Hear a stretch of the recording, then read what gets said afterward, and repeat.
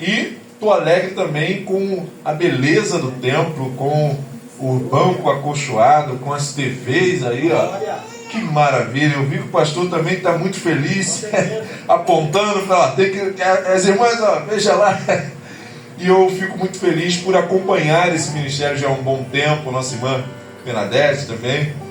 É uma bênção, família, também Isabel, suas filhas. Então, é um motivo de muita alegria ter essa oportunidade de estar ministrando. Desde ontem o Senhor está falando sobre graça, sobre bondade, sobre favor merecido.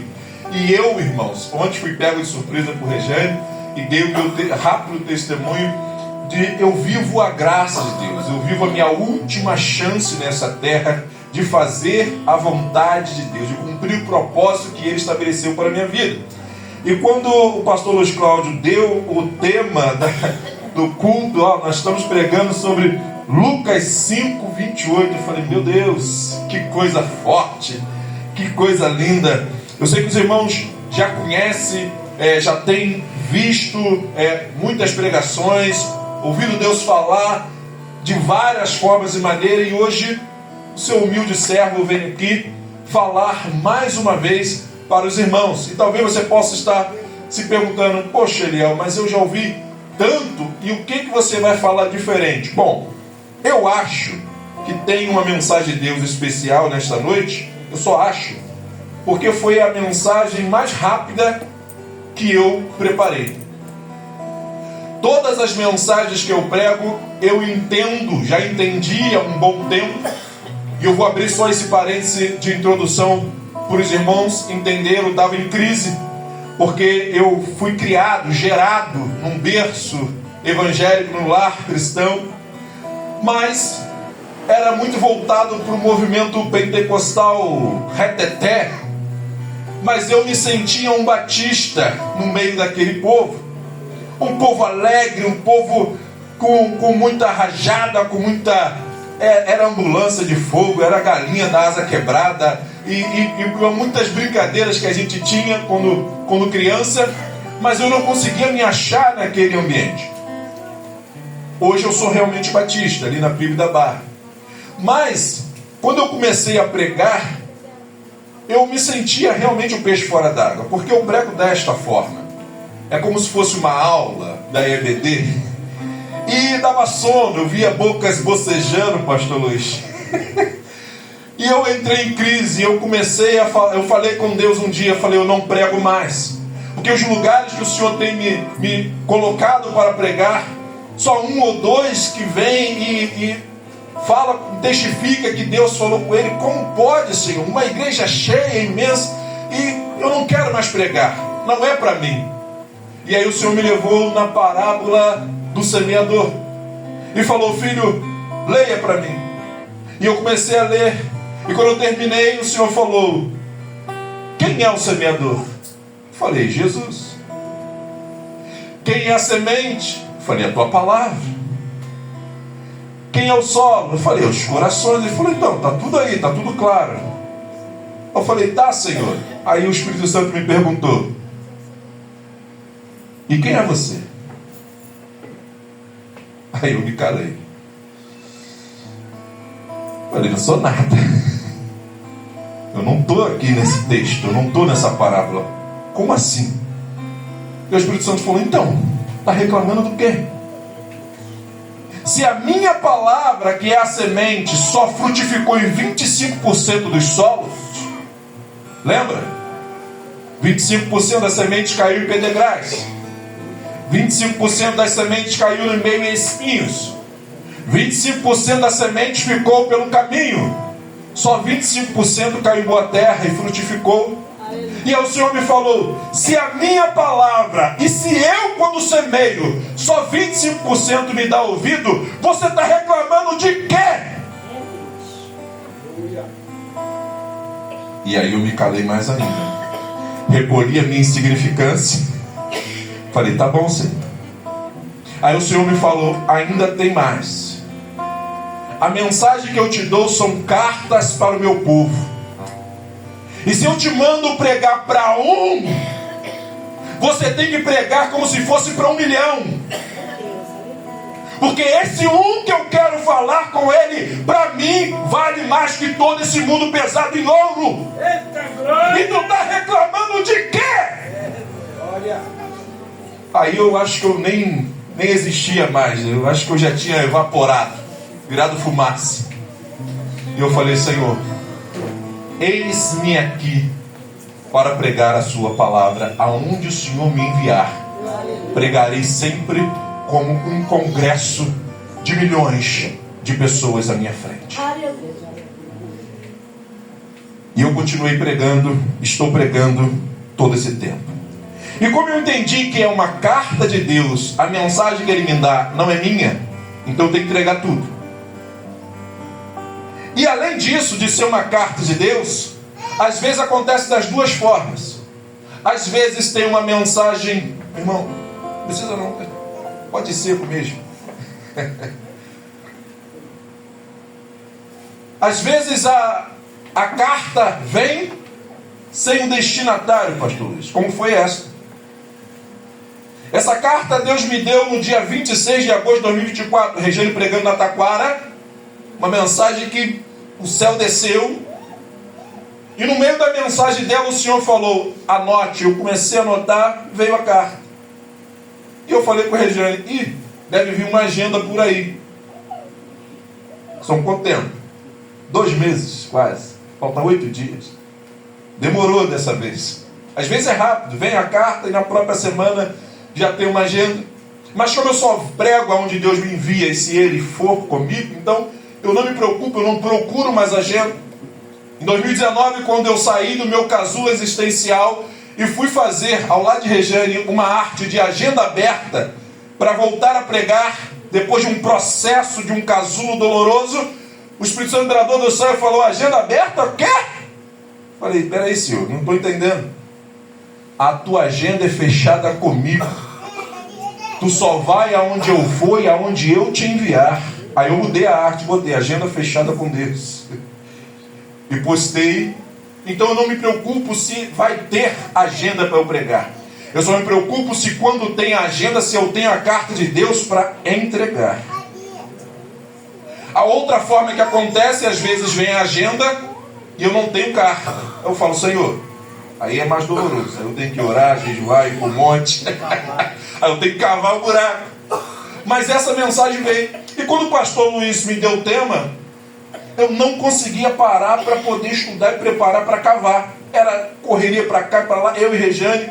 Ontem à noite, falei: meu Deus, eu vou pregar amanhã, Jesus, eu tenho que estudar. E quando eu fui estudar, o Espírito Santo falou: ops, a carta já está pronta, pode pegar. E aí eu fui lá, peguei o esboço e trouxe para os irmãos nesta noite. Então, eu serei rápido, foi me dado pouco tempo, né, mas Deus sabe de todas as coisas. O texto que foi nos dado diz, em Lucas capítulo 5, verso... Eu vou ler do 27 ao 32, que diz assim: o título da minha Bíblia é Vocação de Levi, ou Chamado de Levi. O 27 diz: e depois disso saiu e viu um publicano chamado Levi, assentado na recebedoria, e disse-lhe: segue-me. E ele, deixando tudo, levantou-se e o seguiu. E fez-lhe Levi um grande banquete em sua casa, e havia ali uma multidão de publicanos e outros que estavam com ele à mesa.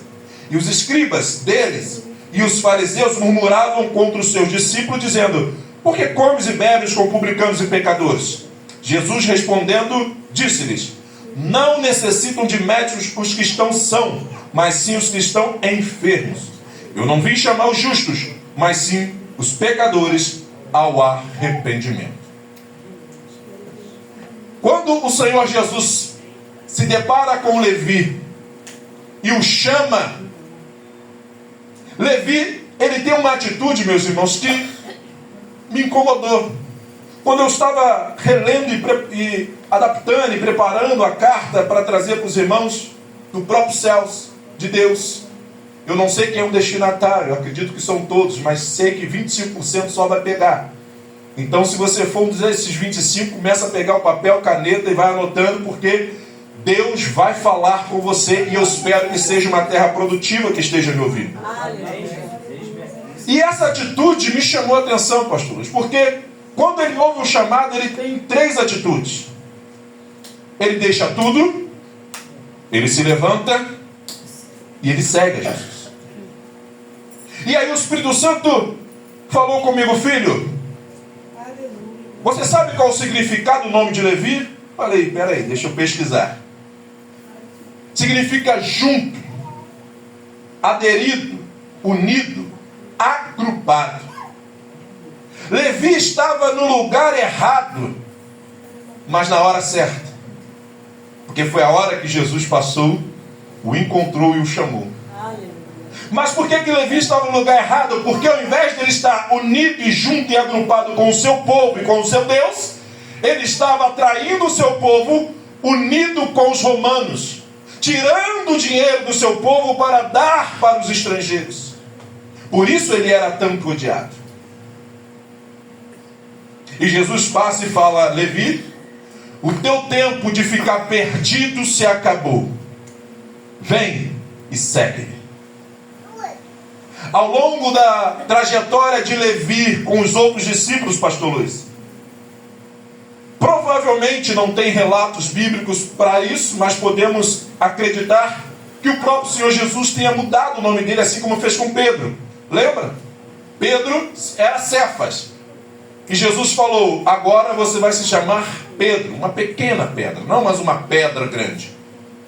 Porque a pedra grande, o lugar de grande, só tem o de Jesus. Todos os demais, na presença de Jesus, somos pedras pequenas que juntos, somados, unidos, agrupados, fazemos uma muralha que avança contra o inferno.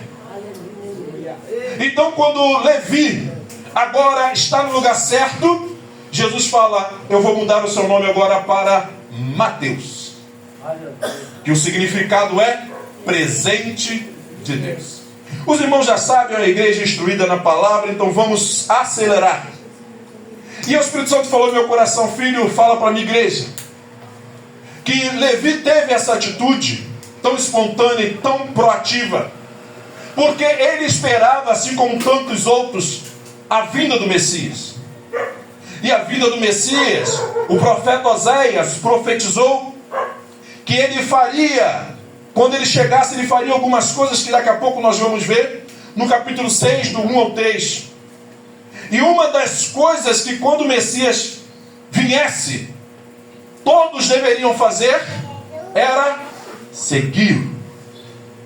Então, quando Levi, que depois passa a se chamar Mateus, ele toma aquela atitude de se levantar e seguir, significa, no mínimo, nós podemos aferir, não está no texto, mas podemos aferir, que no mínimo ele já ouvia falar muitas coisas sobre Jesus. Ele já sabia dos milagres que Jesus estava fazendo. Ele já sabia que Jesus estava juntando pessoas ao seu redor, que ele provavelmente fosse o Messias. E ele sabia que o profeta Oséias tinha profetizado que quando o Senhor chegasse na terra prometida, o Messias fosse enviado adiante do seu povo, todos deveriam seguir. Então, quando Jesus chega e o convida, ele entende, reconhece, aceita a divindade de Cristo, e ele se levanta e segue. Simples assim. Mas para nós, às vezes é tão difícil deixar tudo, deixar os embaraços, como diz Hebreus 11, que tão de perto nos rodeia, e corramos e prossigamos em conhecer ao Senhor, como também já profetizaram o profeta Oséias.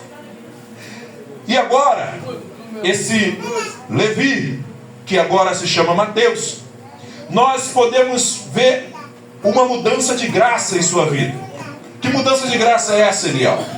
Antes, ele era um pecador. Antes ele era rechaçado. Antes ele era discriminado pelo seu próprio povo. E também não era bem quisto e aceito, nem mesmo entre os romanos, porque era considerado uma raça inferior. Mas agora, ele está junto, unido e agrupado com Jesus e seus discípulos. Antes nós vemos um Mateus que tinha uma profissão que tirava o dinheiro do seu próprio povo. Agora temos um presente de Deus para Israel, que vai escrever um dos evangelhos que nós podemos conhecer a história de Jesus. Antes, Mateus ou Levi desejava seguir a Jesus, mas os embaraços, o pecado e a vergonha, a traição e tudo mais o impedia de estar no templo. Ele não podia entrar em determinados lugares. Mas agora, ele não só seguia a Jesus, como ele teria uma responsabilidade de levar outros até Jesus. Vamos ler rapidamente o que diz. Abram suas Bíblias aí em Oséias capítulo 6. Só para a gente contextualizar a mensagem que estava no coração de Levi e por que ele rapidamente atendeu ao chamado feito por Jesus. Oséias diz, capítulo 6, verso 1 ao 3: Vinde e tornemos para o Senhor, porque Ele despedaçou e nos sarará, fez a ferida e a ligará. Depois de 2 dias nos dará vida, ao terceiro dia nos ressuscitará e viveremos diante dele. Conheçamos e prossigamos em conhecer ao Senhor. Como a alva será a sua saída, e ele a nós virá como a chuva, como chuva seródia que rega a terra.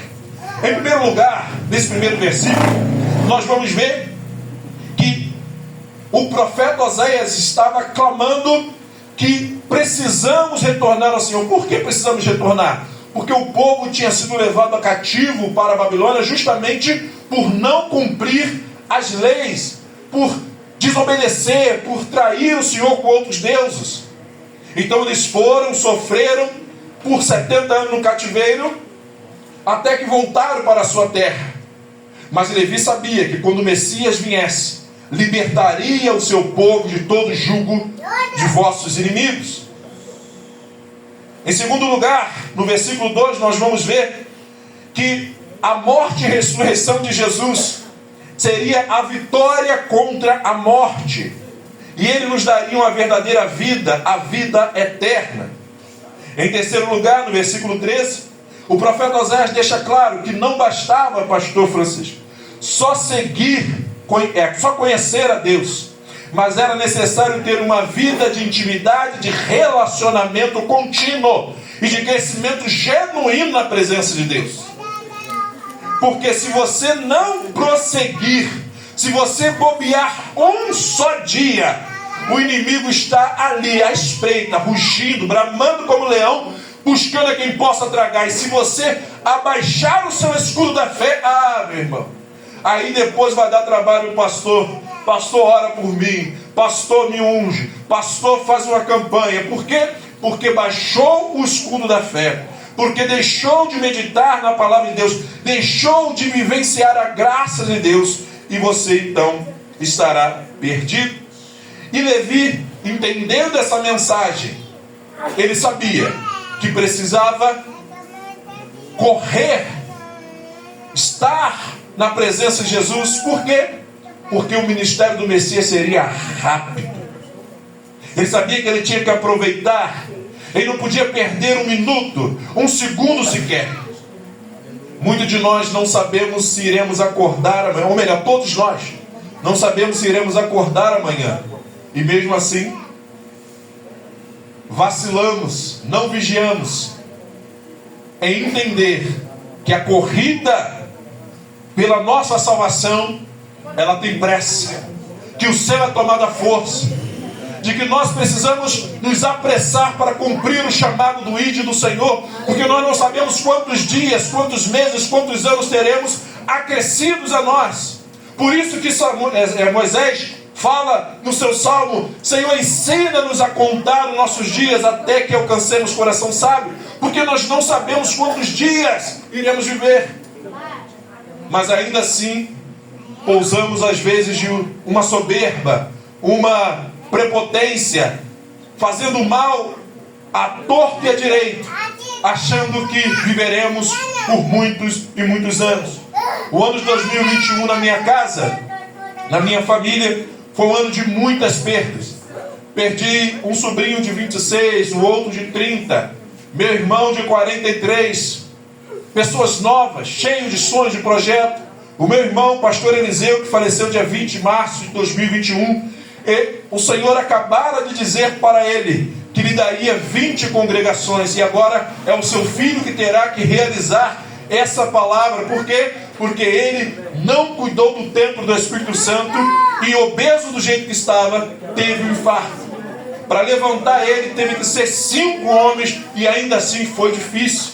Então, meus irmãos, precisamos nos cuidar e acelerar o processo. Por quê? Porque nós não sabemos quanto tempo nós teremos.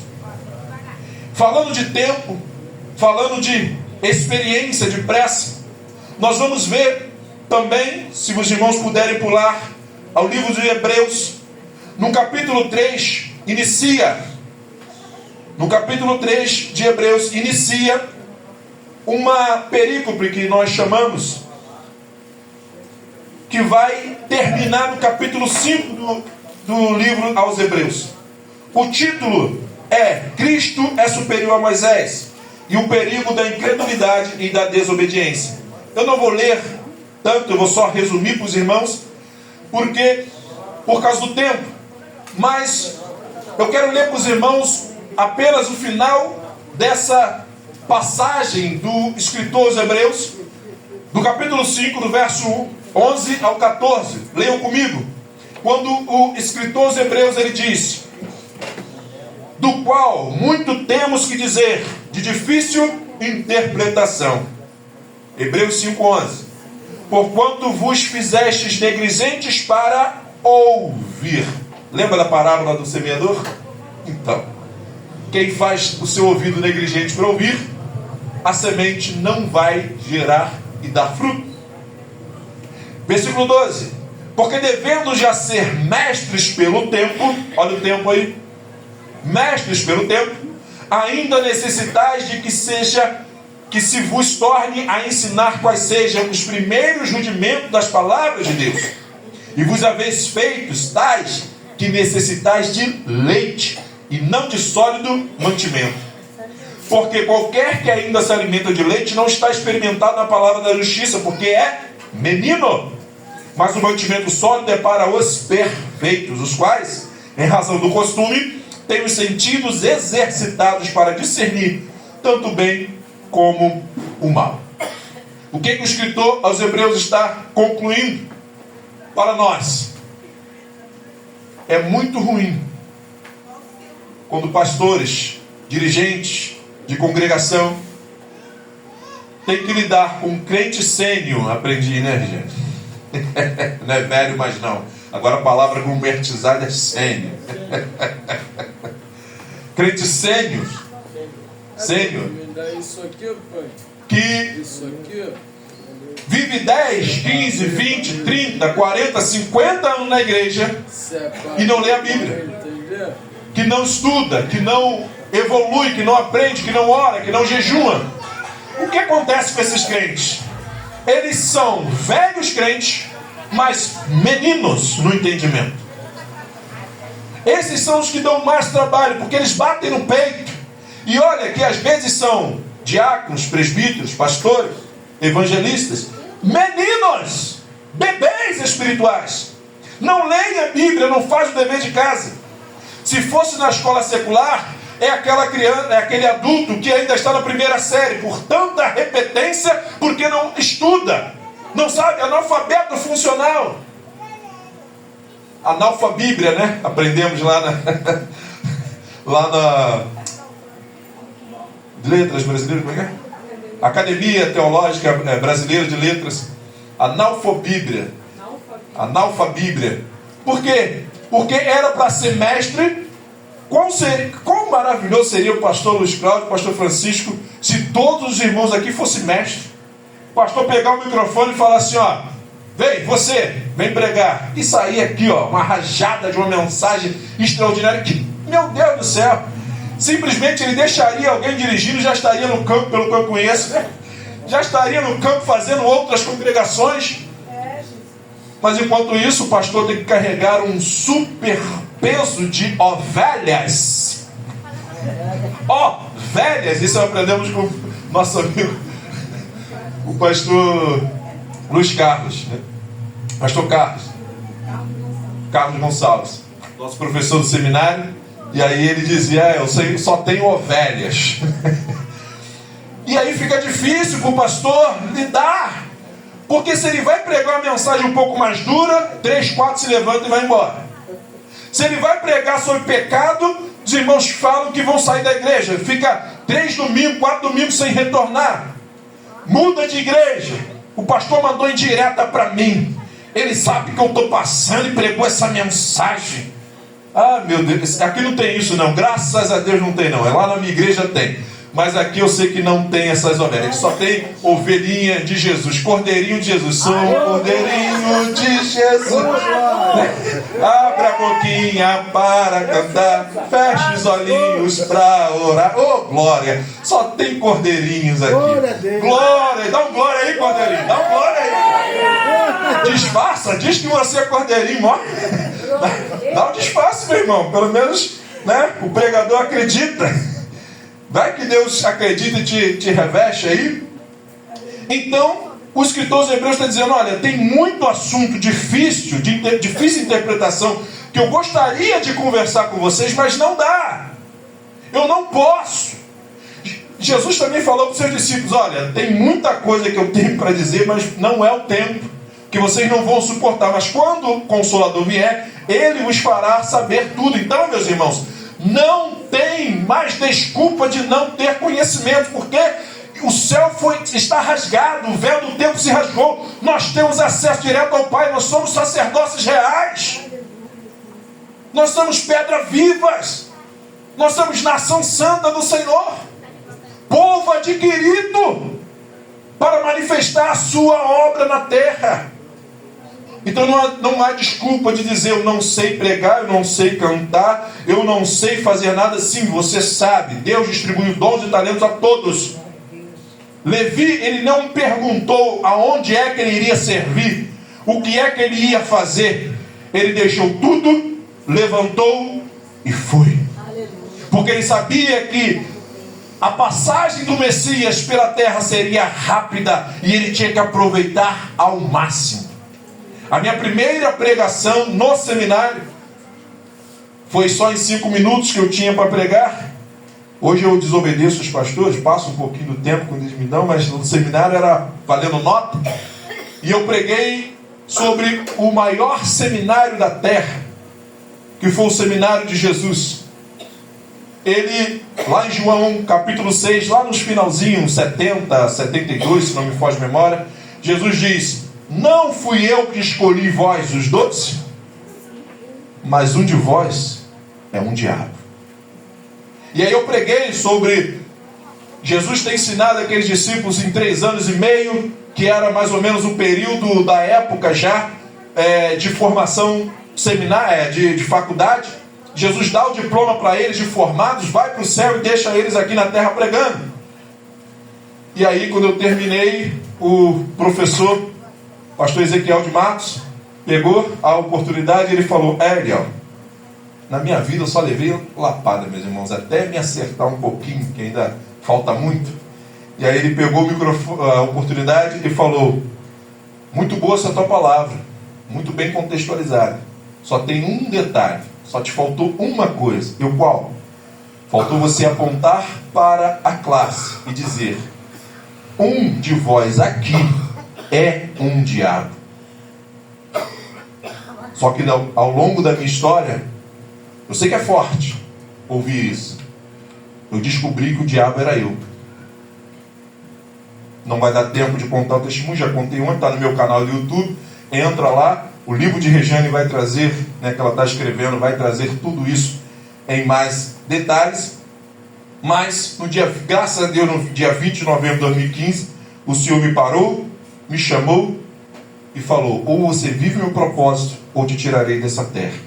Então eu levantei e disse, Senhor, viverei, sem mudar uma vírgula sequer. Não foi fácil, não tem sido fácil essa reconstrução, mas tem sido necessária eu passar por tudo que tenho passado, por todo esse processo, porque eu entendo que não mais diz respeito a mim, porque eu e Deus já nos acertamos e a minha salvação está garantida. Mas eu acredito que agora diz respeito a outros, que talvez estejam vivendo exatamente o que eu vivia, duplicidade, mau caratismo, e que precisam, através da transformação que Deus está fazendo em minha vida, serem também transformados. Ter uma mensagem de esperança e dizer: é possível você ser transformado também. Porque se Deus hoje me usa para pregar, você também pode ser um pregador. Basta fazer o que Hebreus aqui está nos ensinando. O quê? Dar ouvido à voz de Deus. Não ser negligente. Não ser negligente. Nesse texto também de Hebreus, do capítulo 3 até o capítulo 5, já estou concluindo, o escritor vai nos trazer, leiam em casa esses 3 capítulos, né? Capítulo 3, o 4, 5, e você vai ver, você vai testificar o que eu vou falar aqui em rápido resumo. O escritor aos Hebreus vai nos mostrar que Levi, ele só tinha 2 partes da revelação de Deus. E mesmo assim, ele atendeu o chamado de Jesus. Quais eram as partes? A revelação que Deus fez de si mesmo no Egito e a revelação que Deus fez de si mesmo no deserto. Mas Levi ainda não tinha o que nós temos: a revelação de Deus na terra prometida. O que é isso, Eliel? Você vai ver nesses capítulos do livro de Hebreus em casa, quando você for meditar, que Deus se revelou no Egito, Isabel, aos seus inimigos. Deus se revelou no Egito para mostrar a sua fama de que quem tenta encarar Deus, o que é que acontece?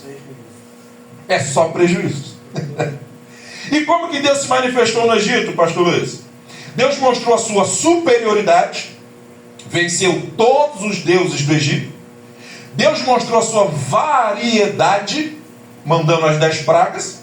E Deus também mostrou o seu amor, porque tudo acontecia aos inimigos e ao seu povo nada acontecia.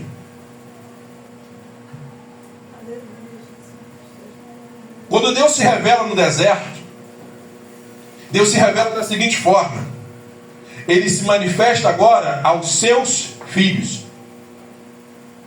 Como assim, Eliel? Não precisava mais se revelar aos seus inimigos. Porque nós vamos ver tanto Raabe testificando, quanto também os reis que enganaram os gibeonitas, e também Balaque. 3 testemunhos de inimigos do povo de Israel que testificaram da seguinte forma: nós ouvimos a fama do teu Deus, do que ele fez no Egito. Por isso Raabe disse: eu quero fazer parte desse povo. Os gibeonitas disseram: nós te enganamos, Josué, porque nós queremos ter aliança contigo. E Balaque contratou um profeta, um falso profeta Balaão, para tentar amaldiçoar o povo e separar esse povo de Deus, porque conheceu a história, a fama do Deus de Israel que destruiu o Egito. Mas no deserto, a manifestação de Deus foi aos seus filhos. Por quê? Porque ele mandou uma nuvem durante o dia para proteger do sol e uma coluna à noite para aquecer e guiá-los durante a noite.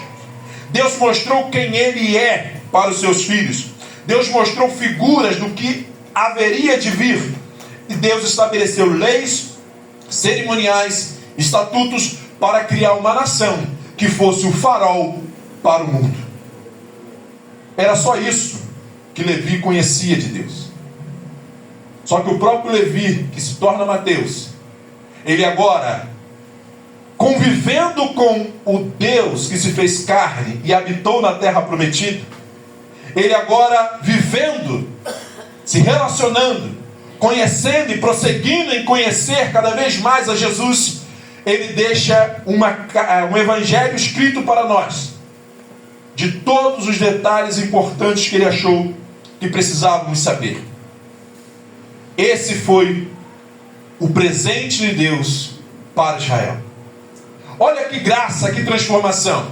Um homem que antes estava do lado dos inimigos, agora se torna um presente de Deus, entregando uma carta, um evangelho para os próprios judeus. E essa história que nós lemos, e por tudo isso que nós passamos, eu chego a uma conclusão. Mateus escreveu no capítulo 28, versículo 20, a parte B. E eu quero que você que já é cristão, fechasse seus olhos e ficasse ligado com Deus agora. Porque quando Mateus escreve isso aqui, meus irmãos, é muito sério. As palavras de Jesus, as últimas palavras, antes dele ser arrebatado aos céus. Jesus agora está ressurreto, venceu a morte. E Jesus fala a seguinte frase, mensagem para mim e para você, que Mateus escreveu na sua carta para nós. Eis que estou convosco todos os dias, até a consumação dos séculos. Amém. Sabe o que isso significa? Que Jesus está aqui.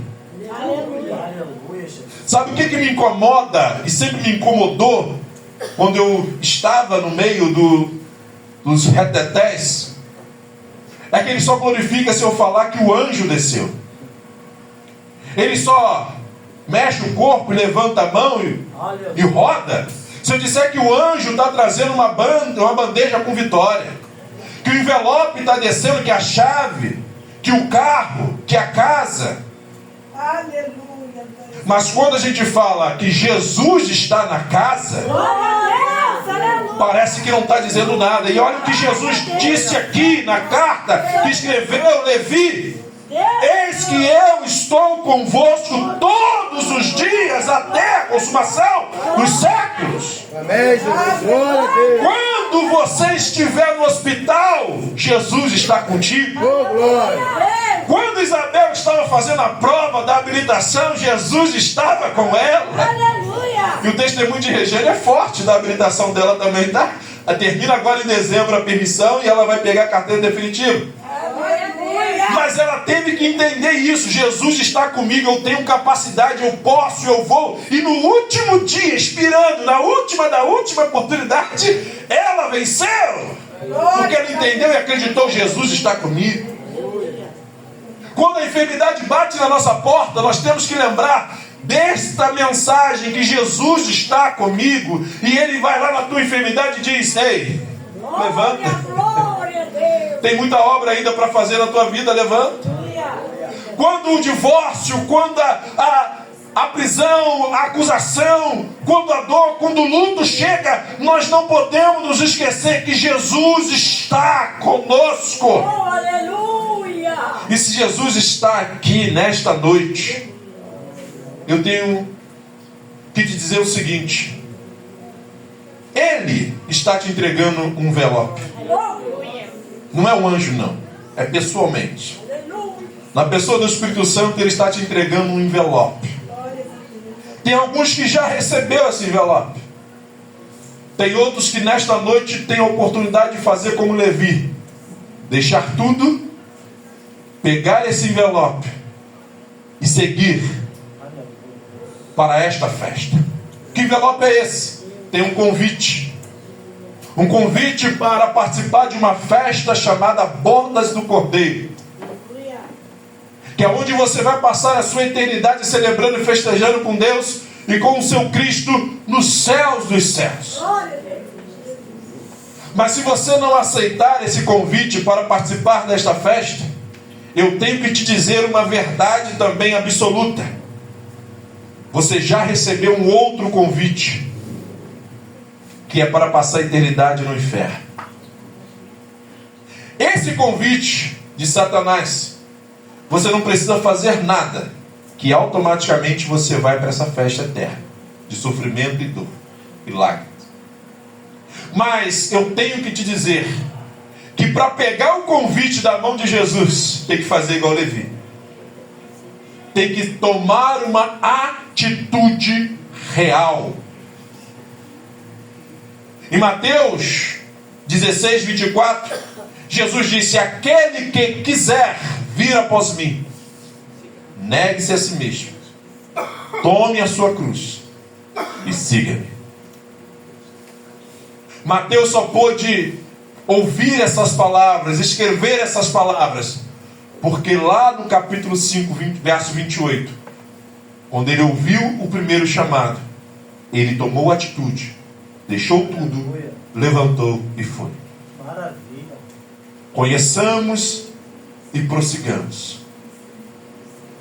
Tem um outro grupo que até conheceu a Deus, até teve uma experiência, uma oportunidade com Deus, mas alguma decepção com homens, com o tempo de espera, simplesmente você parou a sua caminhada. Aleluia. E Oséias é claro: não basta só conhecer a Deus, é necessário prosseguir no conhecimento de quem é Deus. Oh, glória. Ezequiel 47 vai falar das águas purificadoras. Tem pessoas que se contentam com Deus, por isso que Hebreus capítulo 5, verso 11 ao 14 vai dizer: tem pessoas que se contentam com a água apenas nas artérias, pastor Luiz.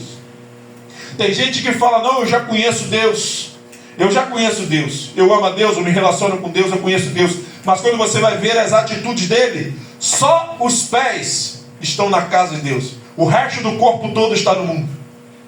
O coração, a mente, os braços, as mãos, tudo está no mundo. A única coisa que está salva é os pés, que vem para a igreja. Ele senta e vai embora. Tem outros que já andam um pouco mais, e aí as águas começam a bater no joelho, nos lombos. Esse já ora, já consegue dobrar o joelho para orar. Esse já tem um pouco mais de intimidade, até prega de vez em quando, mas ainda o coração e a mente está mais no mundo do que na igreja. Mas Ezequiel, ele continua dizendo que temos que andar mais 1000, temos que andar mais 1000, temos que prosseguir no conhecimento de Deus. Nunca está bom e o suficiente do que nós conhecemos de Deus. Deus quer que você se aproxime cada dia mais. E se tiver que ser arrebatado igual Elias, que seja, meu irmão, porque o céu é o melhor lugar que nós podemos estar. Glória a Deus, aleluia. Ezequiel só não continuou nadando naquelas águas e voltou, porque havia um véu que impedia a gente de conhecer tudo de Deus. Mas quando Jesus morreu na cruz e disse: Tetelestai, está consumado, o véu se rasgou, dizendo: não há mais limite. Deus está disponível na sua totalidade para você o conhecer. Basta você querer. E aí eu tenho que perguntar: como nós iremos responder ao chamado de Jesus nesta noite? Será que iremos deixar tudo como fez Levi, levantar e dizer: eu quero te seguir? Ou iremos ficar presos a pecados, sentimentos de ódio, de mágoa, de rancor, um coração ferido e amargurado? Eu quero perguntar nesta noite: tem alguém que gostaria de vir aqui na frente, tomando essa atitude, dizendo: Senhor, eu quero te seguir? Venha para que possamos orar. Eu vou ser rápido, meus irmãos, porque eu não estou aqui para passar a mão na cabeça de ninguém. Cada um é responsável por si, eu por mim e vocês por vocês. Mas a oportunidade está aberta. Se não tem, vamos nos colocar de pé para que possamos orar e finalizar. Mas você ainda tem a oportunidade depois do culto conversar com os pastores, com os presbíteros, para poder tomar essa atitude. Ou, se Deus permitir uma outra oportunidade, assim será uma bênção para a sua vida. Mas se não, eu saio daqui sacudindo a poeira, porque o meu trabalho e a minha carta, ou melhor, a carta de Deus que eu tinha que entregar, eu entreguei. Aleluia. Só mais uma vez, tem alguém que gostaria de tomar o tudo? Quer, meu irmão? Eu quero. Então vem aqui, meu filho. Glória a Deus. Dá uma salva de palmas aí, igreja. Dá uma salva de palmas. Lucas. Oh, glória. Nome de profeta. Médico Lucas. Lucas, você tem consciência do que está fazendo. Você precisa de Jesus. Reconhece o chamado de Jesus. E você quer seguir. Então feche seus olhos. Que nós estaremos orando, entregando a sua vida ao Senhor. Para que Deus possa te conduzir na jornada do conhecimento dele, para que você possa se tornar tudo aquilo que Deus tem para a sua vida e viver toda a prosperidade, toda a proteção e toda a provisão de Deus para a sua vida. Pai, quero te agradecer, ó Deus, pela oportunidade que o Senhor deu e o convite feito. E o Lucas fez como Levi, levantou, aceitou e veio, ó Pai, à frente para te seguir. Pai, nós somos homens falhos, não temos nada para oferecer, não tem prata nem ouro, mas a única coisa que eu tenho nesse vaso de barro, que é o teu Espírito Santo, que é a tua unção, eu compartilho com o teu filho, Pai, e no nome santo de Jesus eu te entrego esta vida, que o Senhor venha repreender todo o mal, quebrar todas as cadeias, libertando, ó Deus, a sua vida, a sua geração, tudo o que foi feito para trás, ó Deus, que a tua graça seja bastante o suficiente para preencher, perdoar, limpar, purificar, e que a partir de hoje, ó Deus, ele seja um vaso, Senhor, usado na tua obra, para que ele possa largar de ser usado pelo inimigo e ser usado agora, Pai, pelo teu Santo Espírito. Pai querido, que o teu filho venha a ser cheio do teu Espírito Santo nesse momento, no nome santo de Jesus. Nós te agradecemos por tudo que o Senhor tem feito e pela vida que veio, porque o céu está em festa. O céu está em festa, e vale esta alma mais do que todo esse mundo pesado de ouro. É o que eu te peço e agradeço em nome de Jesus. Amém. Glória a Deus. Pode voltar para o seu lugar. Igreja, perdão pelo tempo, pela correria, mas entregamos tudo aquilo que Deus tinha para nós. E continue orando por mim, pela minha esposa, pelo nosso ministério, porque não é fácil viver essa correria, esse chamado de Deus, mas temos feito o possível para estar no centro da vontade de Deus, e Deus tem sido misericordioso e bondoso, gracioso para conosco. Meu amigo, muito obrigado e salve Vitória.